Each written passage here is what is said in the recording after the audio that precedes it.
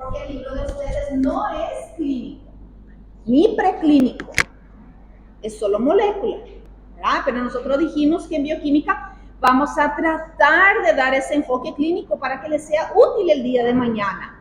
Como eso no está en el libro, entonces van a ir en la referencia bibliográfica y van a ver de dónde la doctora sacó todo esto. Ahí está.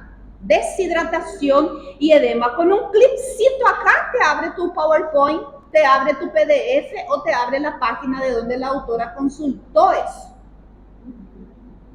Entonces tienen que estudiar la diapositiva, ¿verdad? Es una guía para ustedes, porque ustedes vieron ahí el libro de Antonio Blanco, ¿verdad? Tiene cosas, cálculos y algoritmo y logaritmo. Es lógico que yo no le voy a poner a ustedes a hacer cálculos de logaritmo, porque eso es para bioquímico y no para médico. Entonces, pueden sacar esa información del químico del libro de Antonio Blanco, que yo ya les conté, que casi todos las clases, los PowerPoints, están basados en ese libro, ¿verdad? Y después tienen Harper, tiene Baines, tiene McKee, y eso todo está en el Drive. ¿Ustedes ya tienen acceso a la plataforma? Ya. Y ahí hay un Drive donde dice recursos. Y ahí hay un montón de libros para ustedes, ¿sí? Bueno, vamos a hablar un poquitito de esto, ¿verdad? De cuando se pierde ese equilibrio hidroelectrolítico del cuerpo. Entonces, como dijimos, si sale más de lo que entró, vamos a entrar en una situación que se llama deshidratación. La causa más frecuente, dice, es la gastroenteritis aguda, principalmente en los lactantes. Hay que cuidar eso, porque recuerdan que ellos, 90% de su cuerpito, 80% de su cuerpito es agua, un lactante. Entonces hay que mantener esos niveles constantes y ellos sufren esa deshidratación 3 veces más rápido que nosotros. Un bebé va a estar deshidratado en un lapso de un día, perdiendo agua, él está deshidratado y puede llegar a una deshidratación severa en un día. Nosotros podemos aguantar bien 3 días. Entonces, ellos 3 veces más rápido se deshidratan. ¿Por qué? Porque la concentración de agua de su cuerpo es mayor y se tiene que mantener esos niveles. La pérdida exagerada de agua se relaciona entonces con múltiples manifestaciones: cefalea, mareo, tos, cambio en el estado del ánimo, inversión del patrón del sueño, y tenemos que estar listos para reconocer todo eso. ¿Qué es mareo? Mareo, tonturas. Entonces hay que estar listos, ¿verdad? Para reconocer todo eso y saber que hay signos y síntomas mucho más graves que otros. Por ejemplo, el paciente no orina. Eso es un signo grave. El paciente no está orinando, ¿verdad? El paciente está con un dolor de cabeza, una jaqueca, otro está desorientado. Entonces hay que tener en cuenta, ¿verdad? El grado de deshidratación. Es donde vos vas a decidir si tu pacientito va a ir a casa a hacer la hidratación oral o amerita quedar hospitalizado para recibir la hidratación endovenosa. Hay 2 maneras principales de clasificar esa deshidratación. En los lactantes, sobre todo, es por la pérdida de peso. Entonces, si perdió 1%, 2%, 3% de su peso, es una deshidratación leve. Pero para eso tenemos que tener su histórico. Vos le vas a preguntar a la mamá, ¿cuánto pesaba? Ah, no sé si era 10 kilos o 12 kilos o 9 kilos. ¿Verdad? Entonces queda más difícil. ¿verdad? Sí. Si perdió entre 5 a 10% de su peso es moderada y si es que ya perdió más del 10% es grave. Es una deshidratación grave. La mayoría de las veces lo que se hace es la clasificación hipotónica, isotónica o hipertónica de acuerdo al electrolito del paciente, los niveles de sodio. ¿Cómo están esos niveles de sodio? Para eso yo necesito el resultado, electrolitos.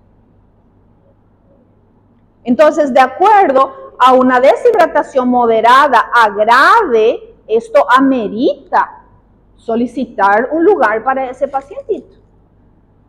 ¿Sí?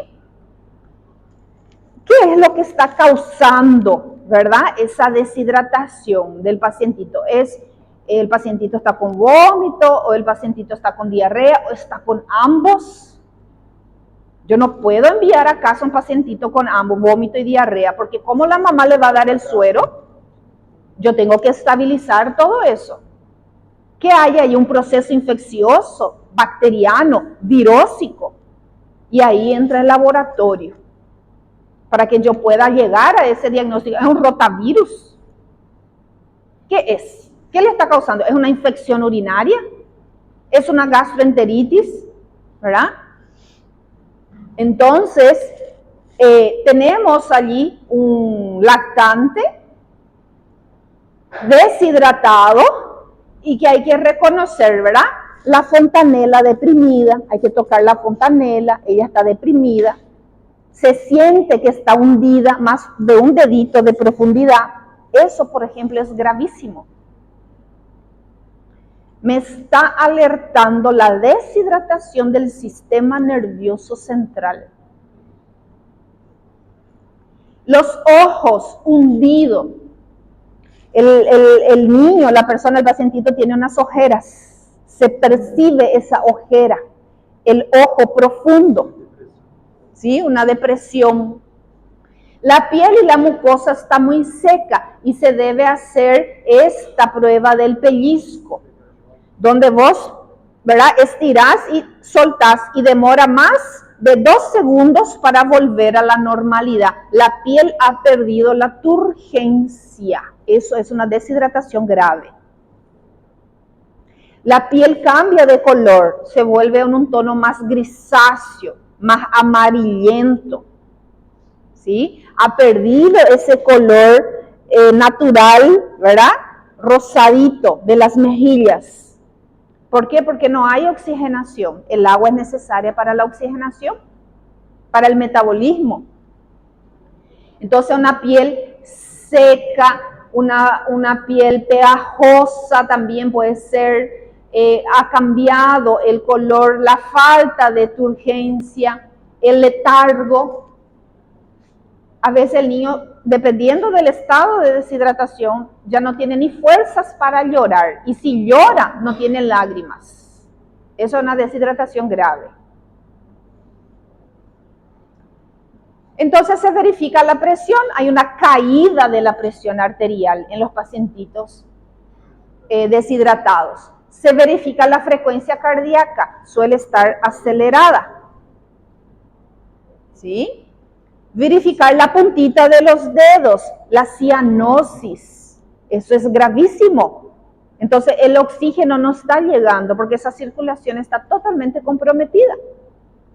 No hay transporte de gases, hay acúmulo de desecho, porque un pacientito con una deshidratación grave no orina. Y si orina es lo mínimo, entonces ¿cómo los desechos están saliendo del cuerpo? Queda en el cuerpo. El oxígeno que debería entrar y favorecer el metabolismo celular ya no está. Cianosis. Los deditos morados y también hay que mirar aquí los labios, la mucosa blanca, pálida, incluso azulada. ¿Sí? Cianótico, azul. ¿Sí? Falta de oxígeno. Verificación de los pliegues, ¿verdad? Con la pruebita del pellizco. Abdomen, bracito, piernita. mano, ¿verdad? Hacer la pruebita del pellizco. Es una piel flácida. Ahí dice, ha perdido su turgencia, ¿sí? Entonces, porque vimos ahí que una de las causas severas es la pérdida de peso. Entonces, eso también vamos a poder ver cuando el pacientito pierde más de 10% de su peso. Estiramos la pielcita ahí del cuartito, en el abdomen, aquí en esta zona del brazo, y vemos esa flacidez, hay exceso de piel. Y eso te va a traducir que ese niño ha perdido más de 10% de su peso. Por más que vos no sepas cuánto él pesaba. ¿Sí? Entonces, signos y síntomas de una deshidratación leve a moderada. Que si vos conseguís retornar ese, ¿cómo se dice? Retroceder ese cuadro que le está causando, sea el vómito, la diarrea, la fiebre, ¿verdad? El proceso infeccioso que está pasando allí, no amerita que esté internado. Vas a poder derivarlo a su casa, ¿verdad? Si conseguís contornar eso, ¿sí? Leve a moderada. Si no se consigue contornar, no tenés diagnóstico, sigue con las náuseas, sigue con el vómito, no lo podés enviar, porque no va a poder tomar por nada por vía oral en la casa. Entonces, sed, ya sabemos, ¿verdad? Cuando sentimos sed, estamos deshidratados, el cuerpo está pidiendo agua.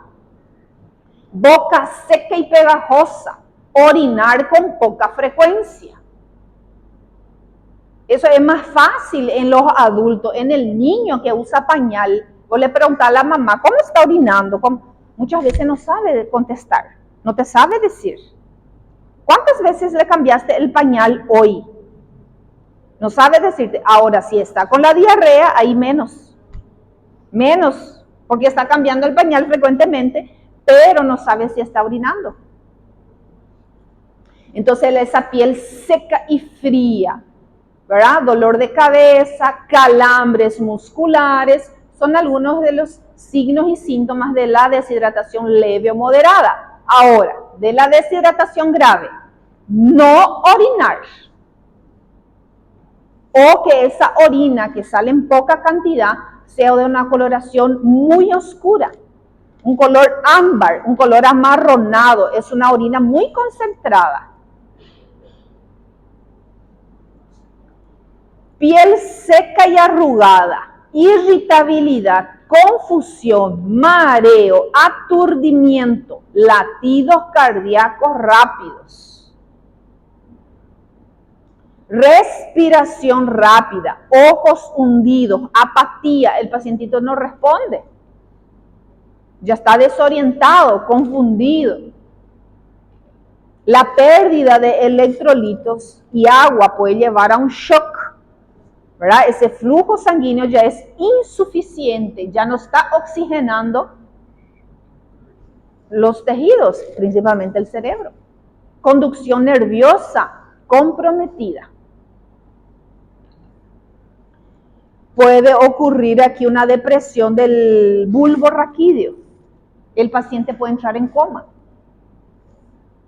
Inconsciencia, delirio, convulsiones, coma y muerte.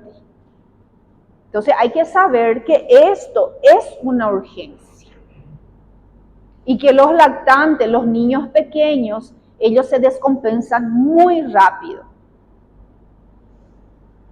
¿Cuáles son algunos exámenes laboratoriales que tenemos que solicitar para poder evaluar bien el pacientito, ver su ingreso, ¿verdad? Gestionar su ingreso, tenés todas las herramientas que te respalden que él necesita un ingreso y ver cómo va mejorando después. Entonces ahí tenemos el hemograma. ¿Qué el hemograma me puede relatar en este caso? ¿Qué yo puedo ver en ese hemograma? En primer lugar, puedo ver si es que hay un proceso infeccioso importante, ¿verdad? Los leucocitos. Tengo que saber que los leucocitos van a estar elevados. Pero si es un pacientito que está con fiebre y con sospecha de un proceso infeccioso, va a estar muy elevado. Voy a tener 15.000, 18.000, 20.000, 30.000 de glóbulos blancos. No es que voy a tener 10.000 ni 11.000. Voy a tener glóbulos blancos muy elevados. ¿Sí? La fórmula leucocitaria de ese hemograma. ¿Qué hay? Hay neutrófilo, linfocito, monocito, eosinófilo, ¿verdad? Esa fórmula leucocitaria me puede orientar si ese es un proceso infeccioso, bacteriano o virósico. Tengo 90% de neutrófilos. Muy probablemente que sea algo bacteriano. Tengo presencia de neutrófilos encallados, neutrófilos inmaduros. Muy probablemente es algo bacteriano, es una bacteria. Infección urinaria, infección pulmonar, respiratoria, alguna bacteria causando una bronquitis, ¿verdad? Vos haces los chequeos y ya detectás lo que hay una broncoalveolitis, una neumonía, ¿verdad? Que ni se esperaba eso y vos encontraste en los estudios. Y cuando vos tenés los linfocitos, ¿verdad? Mayor a 50, entonces te hace sospechar que podría ser algo virósico, un rotavirus, un rotatest rápido en ese material fecal, un frotis de mucus fecal, me puede auxiliar en eso, ¿sí? Entonces el hemograma me va a auxiliar en saber, a conocer el proceso infeccioso que está instalado allí y que le está causando esa diarrea, ese vómito, esa fiebre. En segundo lugar, si este pacientito está anémico. A veces este cuadro ya viene repitiéndose y a veces ya viene, ¿verdad?, de algunos días. No era tan grave, había fiebre, ¿verdad? El bebé no come, el bebé no mama. Entonces va bajando muy rápido la hemoglobina. Ay, hacía 3 días, pobrecito, que el pacientito tiene fiebre, desnaturalización de la hemoglobina. Eso también causa anemia. Hace una semanita que el bebé no está alimentándose bien, va a estar anémico. Entonces va a bajar la hemoglobina. En el hematocrito también puedo valorar el estado de deshidratación de ese niño. Va a haber un hematocrito alto, más masa celular y menos plasma. Entonces todo eso yo puedo valorar en un hemograma. Vamos a ir anotando. Entonces, sabemos, ahí van a poner exámenes de laboratorio a solicitar en un pacientito deshidratado. Y sabemos que uno de los exámenes cabecera es el hemograma, ¿verdad? Es uno de los primeros exámenes que se pide. Entonces, yo voy a mirar leucocitos, porque leucocitos elevado me traduce un proceso inflamatorio infeccioso.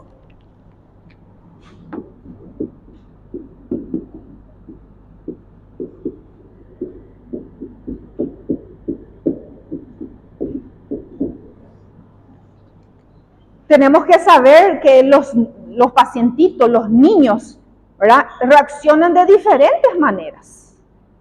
Hay aquel pacientito que te va a venir con un proceso infeccioso, una gastroenteritis grave y va a tener 12.000 de blanco. Otro va a venir con 20.000 y tiene la misma bacteria. Entonces el cuerpo reacciona de una forma distinta. Entonces viene otro pacientito que tiene fiebre hace 2 días, fiebre, no se está alimentando bien, no está comiendo, está muy decaidito y la mamá ahora recién decidió. Esos son los pacientes que ustedes van a recibir en la urgencia, pacientitos que van a venir de lejos, ¿sí?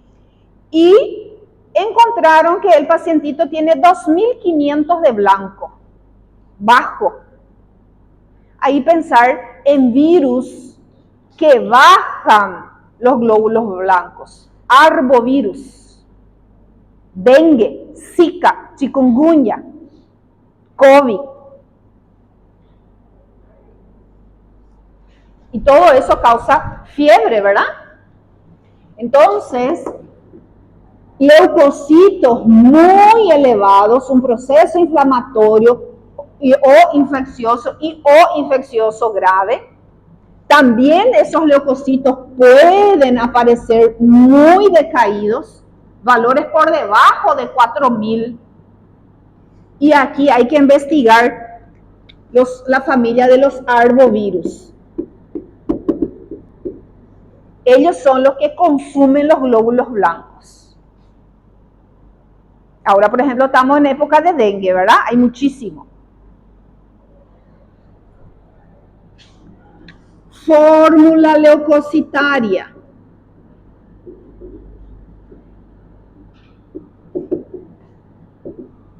La fórmula leucocitaria. Voy a mirar los neutrófilos. Neutrófilos elevados. Presencia de neutrófilos encallados. Son los neutrófilos inmaduros. Ustedes dicen bastonetes. Los bastonetes. Esto puede reflejar en un proceso infeccioso bacteriano, pero no descarta que sea un virus. Es una sospecha. Frecuentemente es así.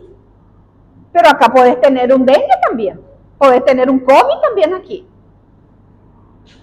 Bacteriano.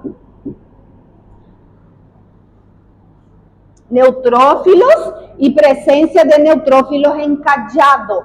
Callados, son células inmaduras.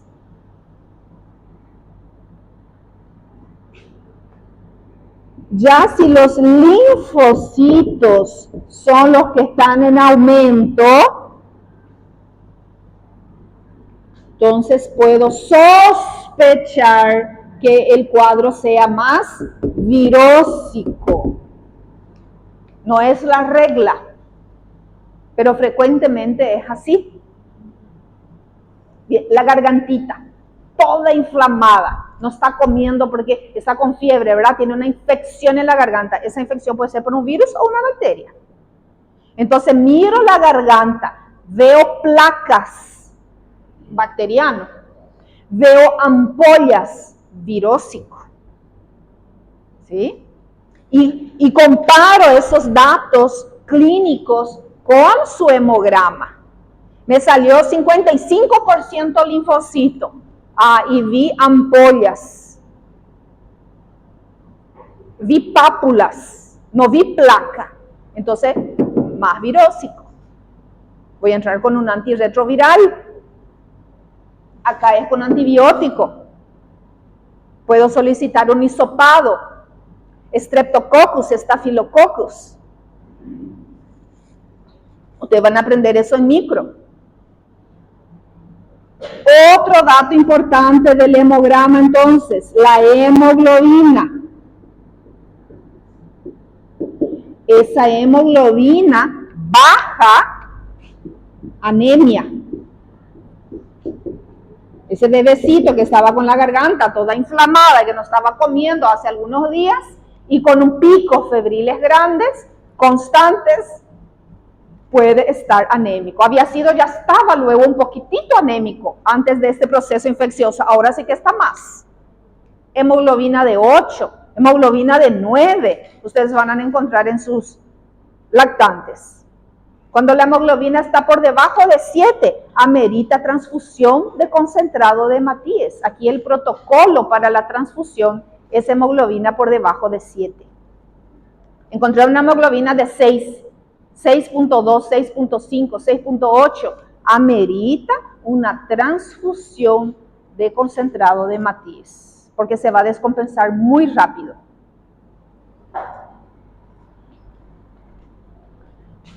Otro dato importante en el hemograma, el hematocrito. Frecuentemente ese hematocrito, dependiendo, ¿verdad?, de la de la gravedad de la deshidratación va a estar alto. ¿Qué es el hematocrito? El hematocrito es la relación en porcentaje entre masa celular, que serían los glóbulos rojos, ellos son millones, los glóbulos blancos y plaquetas son miles. Entonces, como decimos, masa celular, glóbulos rojos, con el plasma.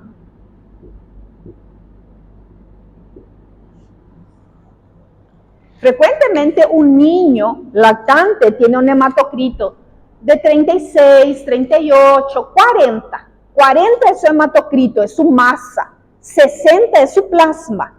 Puede estar invertido.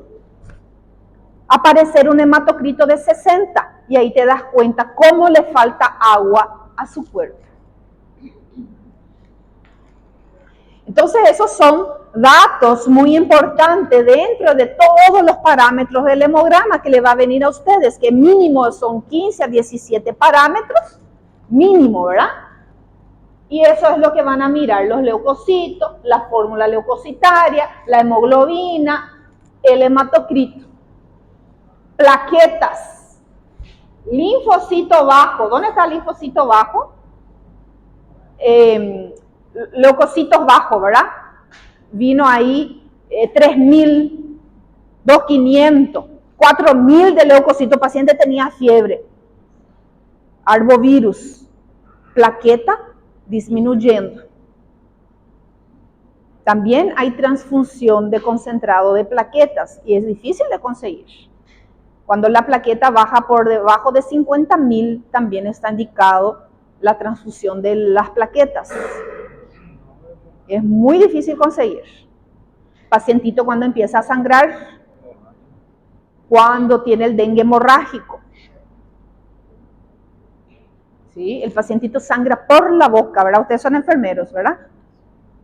La lengua del paciente, brota sangre de la lengua del paciente, de la encía, la nariz. Entonces, en esos casos hay que usar el concentrado de plaquetas. Entonces, esos son algunos datos muy importantes que van a mirar en el hemograma. Claro que voy a mirar todo, ¿verdad? Pero esto lo estoy diciendo que tiene que enfocarse.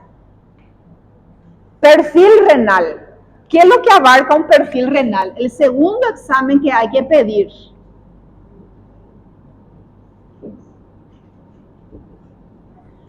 Aquí nuestro perfil renal es bastante pobre. Urea y creatinina.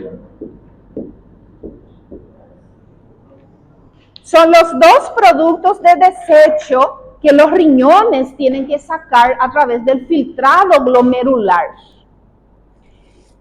Ellos tienen compuestos aminos y desprenden amoníaco. Ellos son los compuestos amoniacales más importantes de nuestro cuerpo.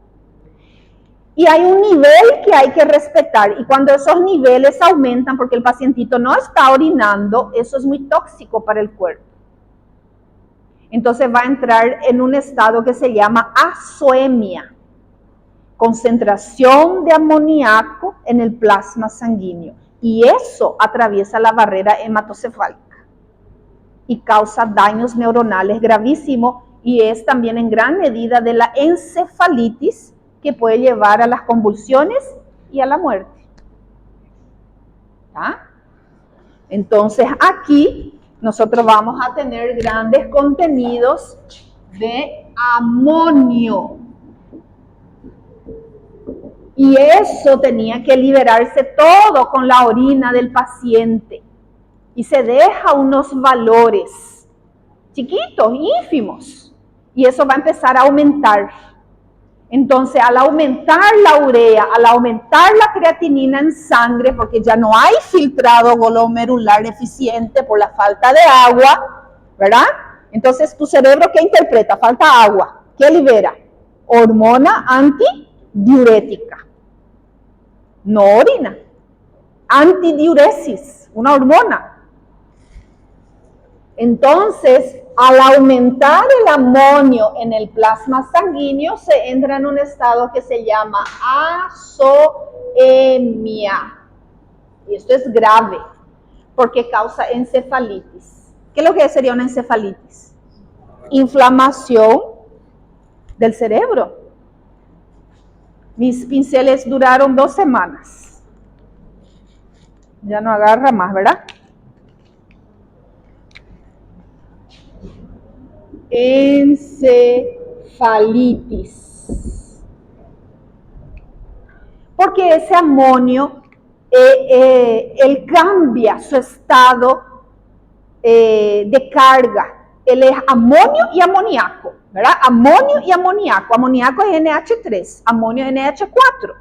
Dependiendo del pH de la sangre, entonces él va cambiando. Y el amonio puede atravesar la barrera hematocefálica, imagínense, esa barrera protectora del cerebro. Y va a alterar todo el pH, el metabolismo, y va a causar un proceso inflamatorio gravísimo que recibe el nombre de encefalitis. Por eso está muy irritado, ¿sí? Por eso está desorientado.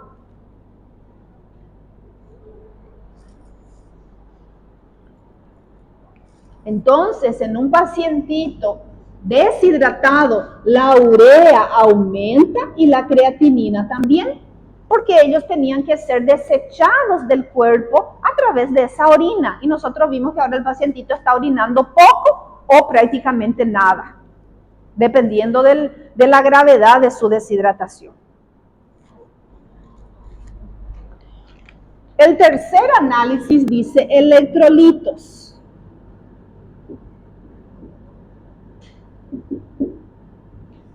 Lo básico de lo básico es que te venga 3. En algunos centros asistenciales te viene 4, otros te viene 5, depende de dónde vos estés, ¿sí? Lo básico es el sodio, el potasio y el cloro. Justamente esto es lo que necesitas para clasificar el tipo de deshidratación de tu pacientito, ¿verdad? Recuerden que el agua es un disolvente universal. Y cuando hay la deshidratación de adentro de la célula, eso es grave. El agua que está perdiendo la célula.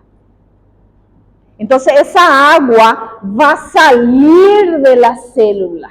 ¿Qué pasa con la célula cuando pierde agua? Murcha. ¿Y eso cómo se llama?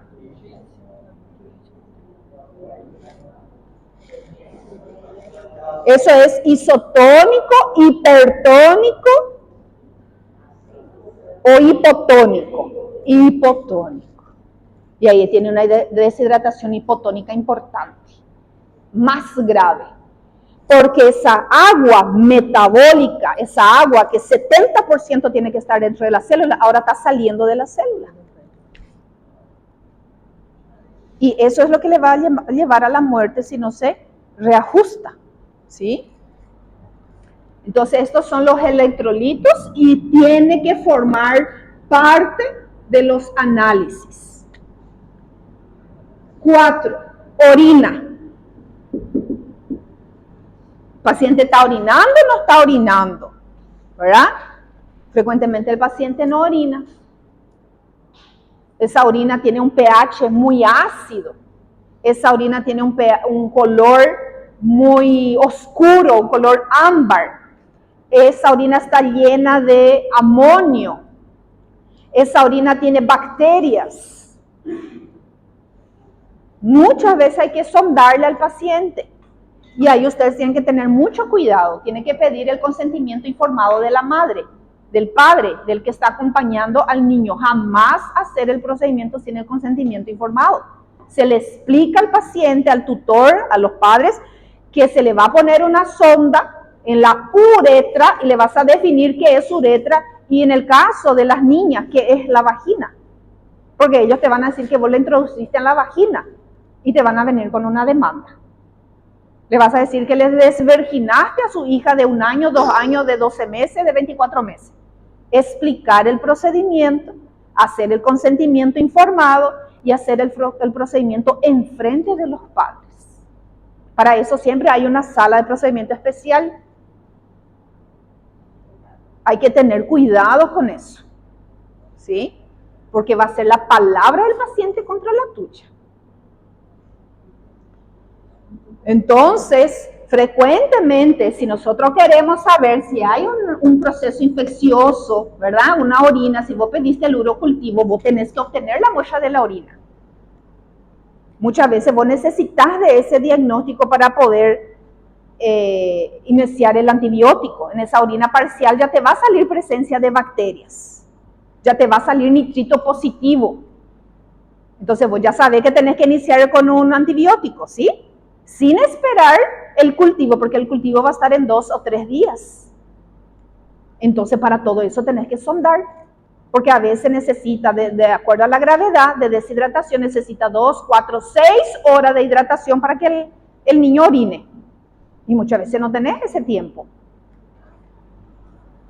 Otro examen, entonces acá para saber infecciones sobre todo, ¿verdad?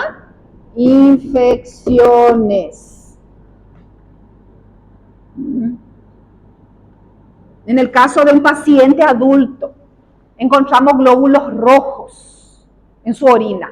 Litiasis renal. Hay una piedra, hay un cálculo renal y eso puede causar fiebre. ¿Enfermeros? Sí. Puede causar dolor, mucho. Sí. En el caso de la mujer, no estar menstruada porque sale glóbulos rojos en la orina. ¿Sí? 5. Glicemia. A veces vienen muy descompensados los lactantes porque no están mamando, hoy no mamó, ayer no se alimentó luego bien, hoy no comió nada, su glicemia baja, está hipoglicémico.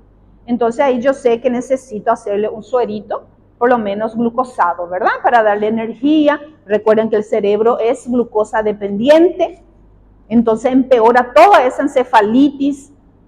Entonces hay que restablecer los parámetros de la glucosa. Entonces frecuentemente tienen hipoglicemia. En el caso de los diabéticos, que ya tienen la glucosa alta, menos cantidad de agua en el cuerpo, se va a las nubes su glucosa.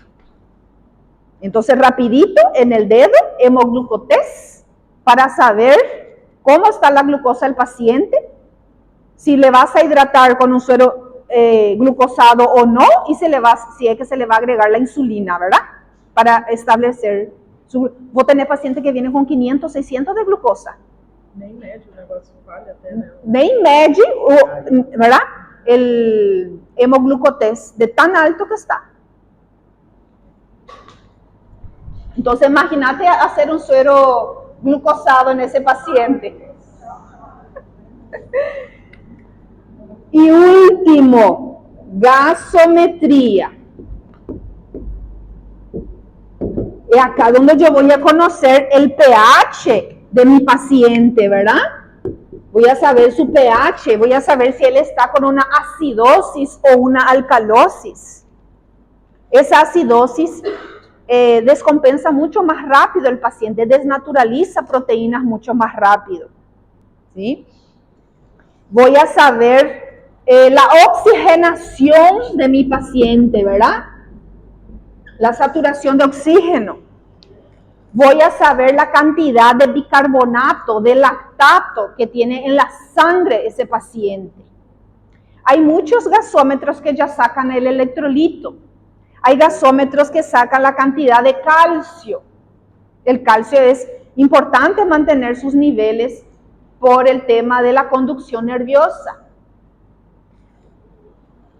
Entonces aquí voy a saber el pH, voy a saber la concentración de oxígeno, voy a saber la concentración parcial del dióxido de carbono, el lactato. Entonces ahí el médico necesita interpretar esos resultados para saber cuáles son las medidas que va a tomar para restablecer todos esos parámetros, ¿verdad? Y eso ustedes van a aprender en el 4º año, en semiología. También van a dar algo en farmacología, ¿verdad? Porque ahí van a ver los fármacos necesarios para poder restablecer todo eso. Y van a ver que incluso aminoácidos podés usar acá para mantener el equilibrio de ese pH. Sí. Ela estava com 39 quilos, extremamente desidratada. E assim, com muitos daqueles sintomas, desorientação, muito. E a glicemia dela estava 240. E ela não tinha histórico nenhum de diabetes.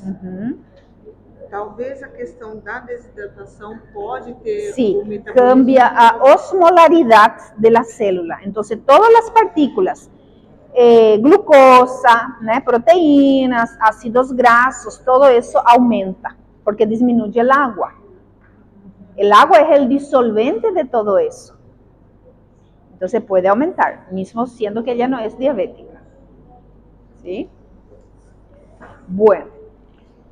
Entonces esos son algunos exámenes importantes a solicitar y lo más importante, saber por qué yo voy a pedir esos exámenes y saber qué es lo que me va a arrojar de información cada uno de esos análisis. Voy a buscar la causa de qué le está pasando a ese pacientito, esa gastroenteritis, ¿verdad? ¿Es virósica o bacteriana? ¿Voy a entrar con antirretroviral o voy a entrar con antibióticos? Eso es lo básico, ¿verdad? Lo primero, porque si no mi paciente no va a mejorar, porque sigue el proceso infeccioso que es la causa de todo eso. Y después tengo los fármacos, ¿verdad? Tengo el Emetam para disminuir el vómito, para que él pueda alimentarse, para que pueda recibir tratamiento oral. Tengo los antipiréticos, ¿verdad? Para bajar la fiebre, porque el pacientito que no está con fiebre, ni la vena no podés hacerle, ¿verdad? Muy difícil. Entras en la vena y la vena revienta. Entonces, voy estableciendo, voy normalizando eso para que pueda encontrar la causa y tratar realmente la causa. ¿Sí? Ahí, rehidratación oral en una deshidratación leve o una rehidratación intravenosa, moderada a grave y sobre todo si el pacientito quedó en observación o quedó hospitalizado, ¿verdad?